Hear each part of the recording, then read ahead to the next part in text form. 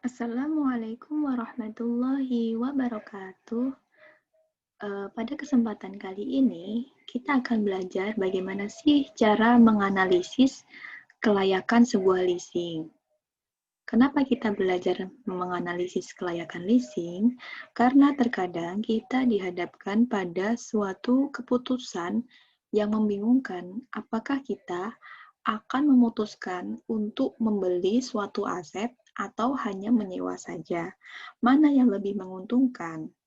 Nah, dari sini diperlukan suatu analisis atau kriteria-kriteria untuk menentukan sebaiknya apakah kita akan menyewa atau membeli saja aset tersebut. Tujuannya apa? Tentu saja agar kita nanti tidak menyesal dan tidak menderita kerugian. Nah, sebelum menganalisis kelayakan suatu leasing, kita perlu tahu dulu apakah itu leasing.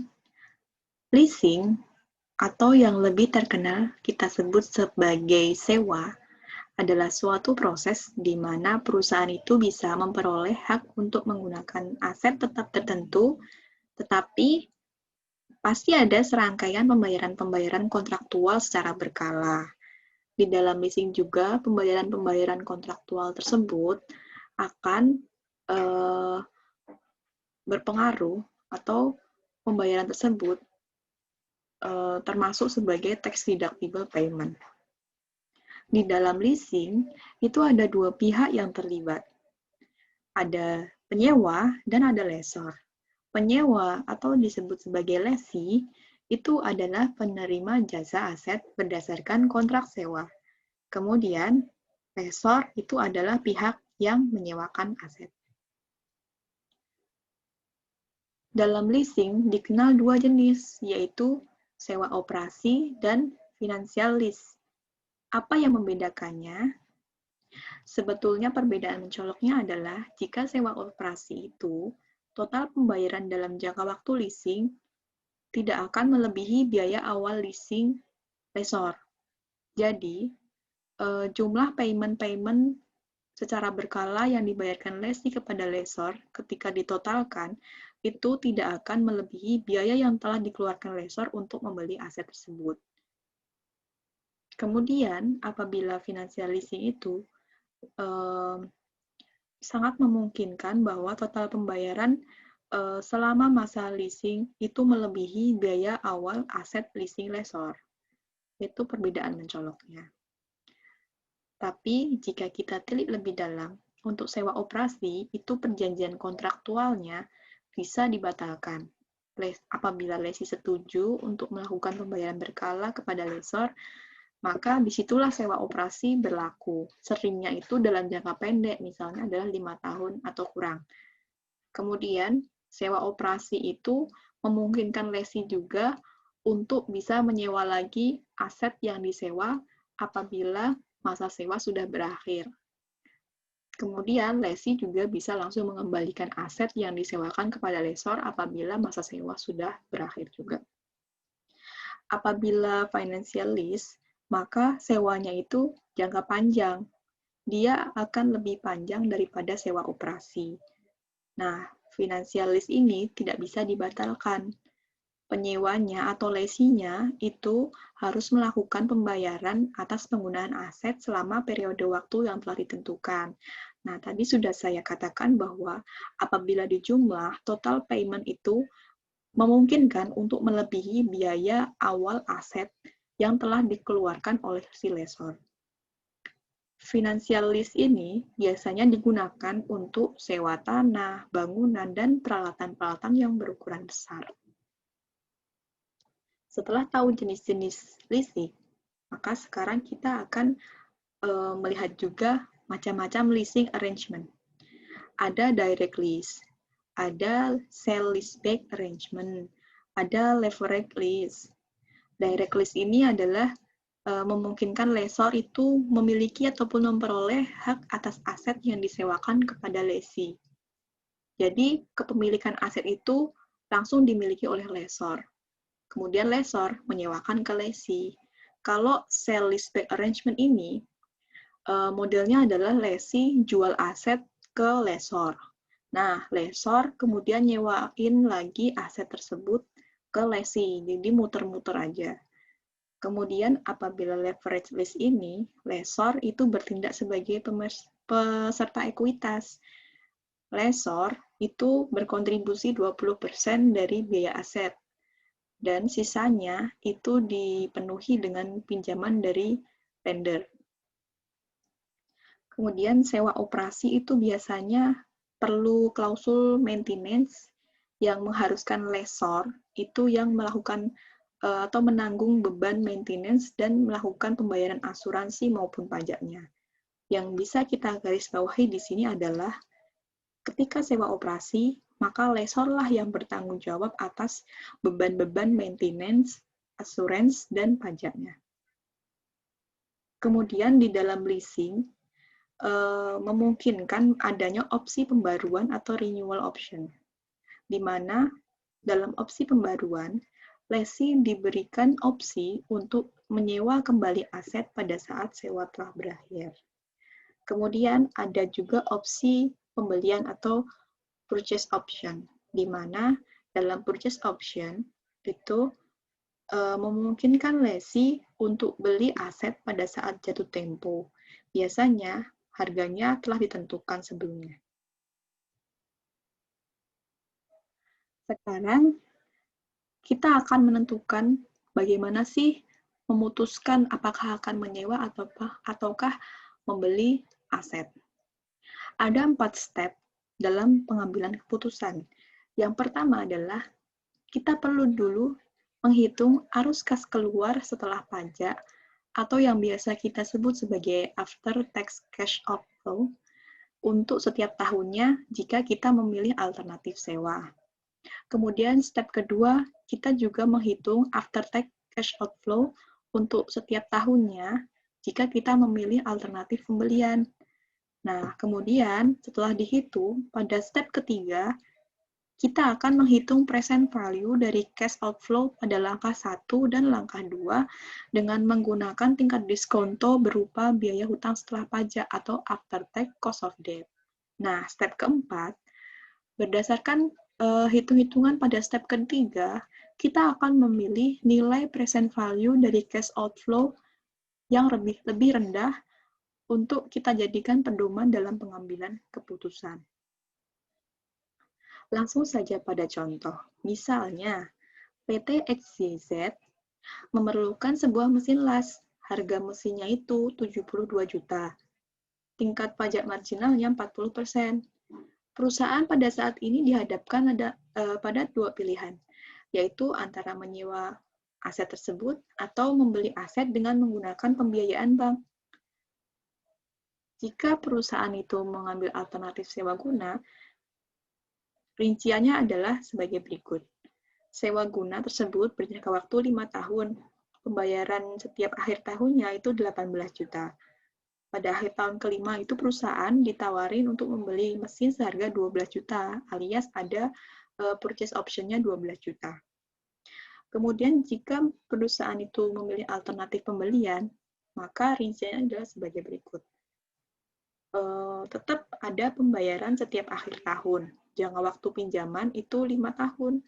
Bunganya 9% per tahun. Kemudian ada maintenance 4,5 juta per tahun. Dan metode penyusutan asetnya itu adalah penyusutannya garis lurus. Dari sini, keputusan mana yang lebih baik? Apakah kita akan menyewa atau membeli? Nah, kita akan menggunakan 4 step tadi. Yang pertama, kita harus hitung dulu arus kas keluar setelah pajak untuk sewa guna. Arus kas keluar setelah pajak untuk sewa guna dihitung dengan mengalihkan payment per tahunnya tadi dengan satu main tax marginal rate-nya tadi. Tax marginal rate-nya tadi adalah 40%, maka payment-nya 18 juta kita kalikan dengan satu main 40%. Maka arus kas keluar setelah pajak atau bersih setelah dikurangi pajak adalah Rp10.800.000. Dengan demikian, arus kas keluar setelah pajak untuk tahun pertama sampai dengan tahun keempat itu adalah Rp800.000 masing-masing per tahun. Yang berbeda adalah untuk akhir tahun kelima. Mengapa? Untuk akhir tahun kelima, tadi perusahaan diberi opsi untuk membeli aset dengan harga Rp12 juta. Dengan demikian, jika opsi tersebut diambil, maka arus kas keluarnya akan bertambah sebesar Rp10.800.000 ditambah Rp12 juta. Sehingga arus kas keluar setelah pajak pada tahun kelima adalah Rp22.800.000. Setelah menghitung arus kas keluar setelah pajak atas sewa guna, kita juga akan menghitung step kedua sebagai arus kas keluar setelah pajak untuk pembelian.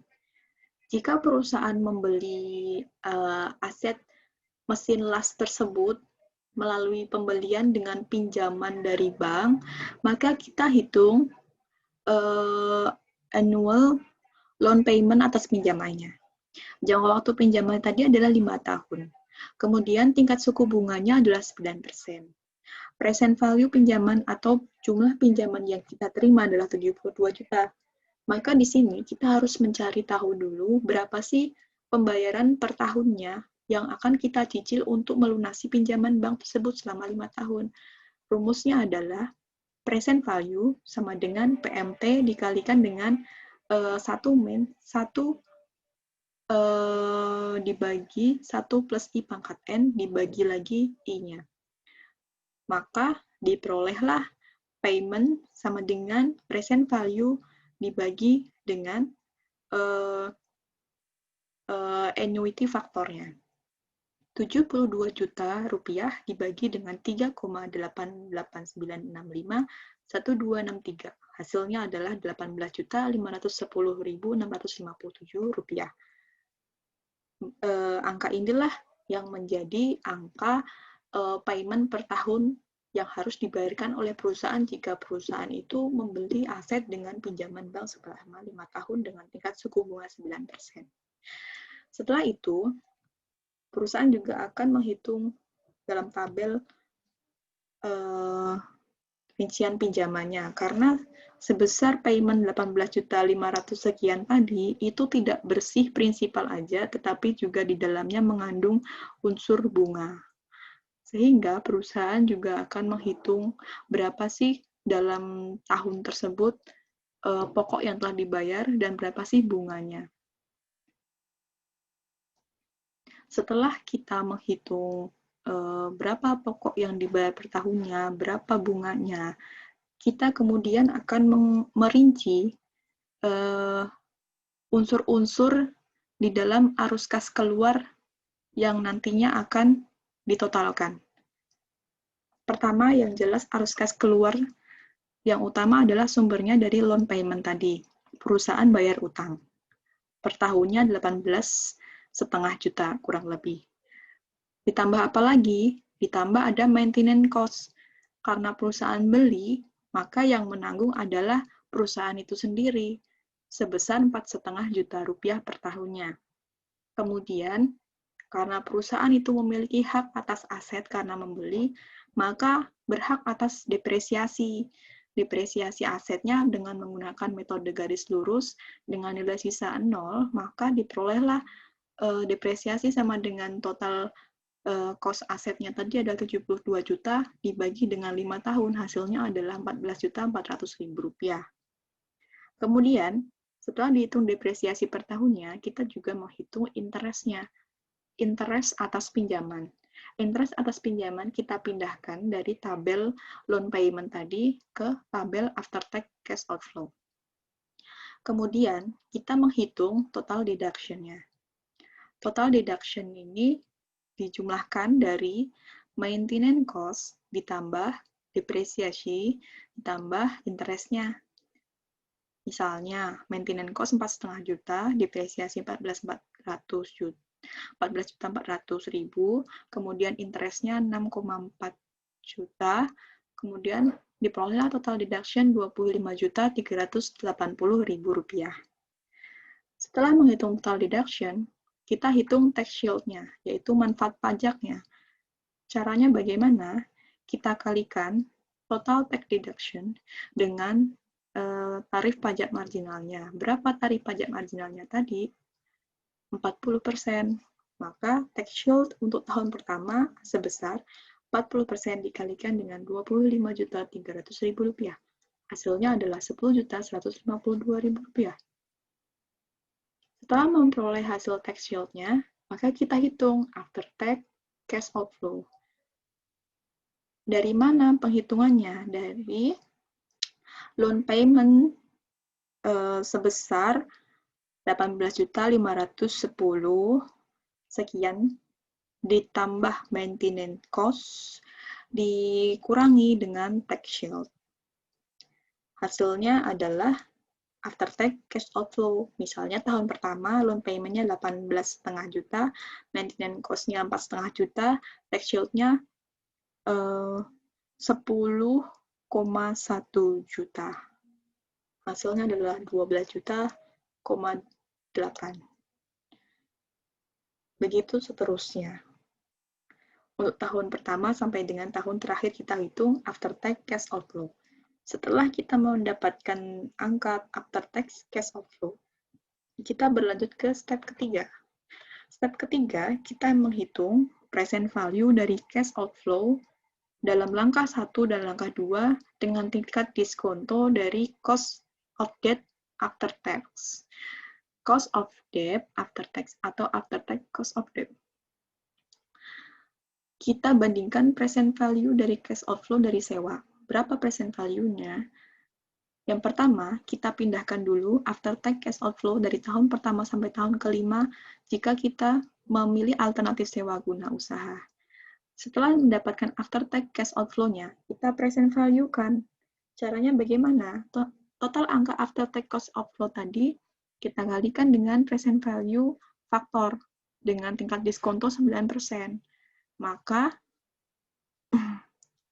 hasilnya adalah present value of outflow. Angka present value faktor diperoleh dengan rumus yang bagaimana? Rumusnya adalah after tax cash outflow, rumusnya adalah 1 plus I pangkat minus N. Setelah itu, setelah kita mendapatkan angka present value dari cash outflow-nya, kita jumlahkan totalnya berapa untuk present value cash outflow dari sewa guna usaha, ternyata kita dapat angka 49,8 juta. Sementara untuk pembelian dengan hitung-hitungan cara yang sama, kita mendapatkan angka 53,3 juta. Berarti mana yang sebaiknya kita pilih? Maka kita beralih ke step keempat. Dengan membandingkan antara present value dari arus kas keluar atas sewa guna dengan present value dari arus kas jika kita membeli aset, maka sebaiknya kita pilih present value yang lebih kecil, yaitu yang 49,8 juta. Atas apa? Atas sewa. Berarti kita seharusnya memilih sewa guna usaha. Dari pilihan tersebut, kita akan mendapatkan incremental saving jika memilih keputusan sewa guna usaha sebesar 3.564.857. Beginilah cara mengambil keputusan atas leasing ataupun atas pembelian aset.